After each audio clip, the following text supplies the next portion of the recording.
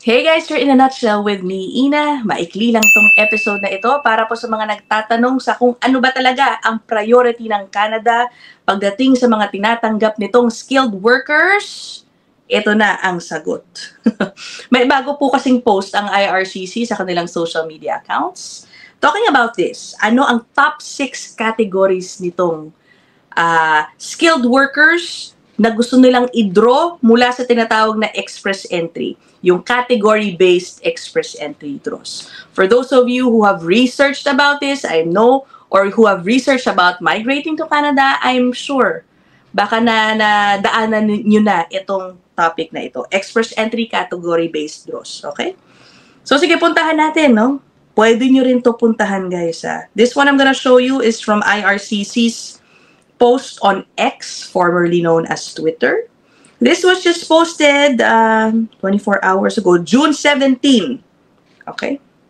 Sabi dito, did you know we are looking for skilled workers to immigrate to Canada through these top 6 categories?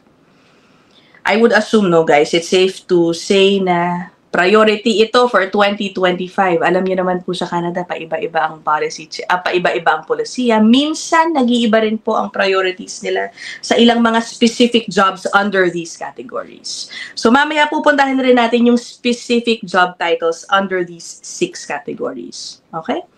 Pero unahin na natin, hindi naman ito skilled work, pero priority nila ang mga French speakers. Okay, ito. French language proficiency. Kasi guys, no, the way I understand it, basta you reach a certain level of proficiency, nabubulol na ako, parang level 7 ang inyong score dyan,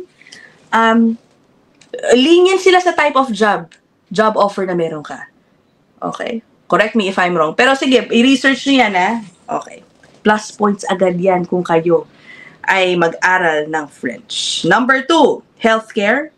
Of course, hindi mawawala yan. Healthcare and social services occupations. Number 3, ang STEM occupations. Okay, science, technology, engineering, and math. I understand though, medyo it's been a while since nagkaroon ng category-based draw for STEM, no? Pang-apat, trade occupations. Of course, always also in demand. Agriculture and agri-food occupations. Mamaya alamin natin kung ano pa yan. And education occupations. Yan, mga teacher natin. Ito na, puntahan na natin na mas detalyado. Yan. I-click nyo yung link na yan, yung nasa baba. Okay? Yan. Ngayon, dadalhin kayo niyan dito. Again, guys, this is only for the express entry category-based draws or selection. Ayan. Punta kayo sa bandang baba. Find out. Nakikita nyo to? Find out who's eligible for each category. Isi-skip ko muna guys yung French, okay? I will explain later why. Unahin muna natin itong sa healthcare. Kunyari, ikaw ay a healthcare professional. Ano ang specific job titles na hinahanap ng Canada ngayon? Click nyo po yan. Ayan. So, dito I am seeing tier 1 and 2. Nako, 4 pages. Oh, may tier 3 din, no? Tier 3, nurse aides, orderlies, and patient service associates. Nandyan din po yung NOC code, oh. So, yan lang yung tier 3 job na nakikita ko. Eto rin, pharmacy, technical assistants, and pharmacy assistants. Unahin ko lang yung tier 3, guys, ha? Sorry. Ayan. O, sige, balikan natin, oh. Yun yung tier 3 jobs yung nabanggit ko.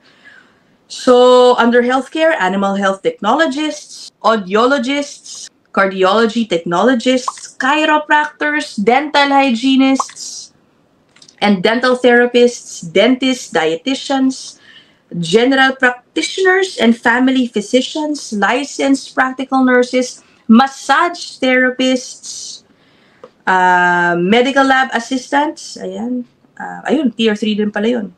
Lab tech, radiation technologists, sonographers, nurse aides, ayun, nurse practitioners, nursing coordinators, optometrists. Ang dami guys, ano? So, puntahan nyo lang po itong link na sinasabi ko. Ang dami pa dyan. Puntahan natin yung next guys, ha? Kung ikaw naman ay STEM. Yan. Anong job titles? Ito rin. May isang tier 3 ako nakikita. Insurance agents and brokers. Maraming nagulat no, nung in-include ito the first time. Okay, so insurance brokers, tapos dito sa second page, ang natitira lang yung mechanical engineers. Meron ding architecture, science managers, civil engineering technologists, civil engineers, cybersecurity specialists, electrical and electronics engineering technologists and technicians. Di ba? Puntahan nyo lang din po yan. Tapos, puntahan natin ang trade occupations. Yan. Sa trades, contractors, supervisors, ayan. Floor covering installers, tier 3 ito. Painters and decorators, another tier 3. Roofers and shinglers, concrete finishers, ayan, water well drillers. Okay, guys, you do your research, hanapin nyo yung NOC code, and it will even give you more detailed job descriptions. Okay?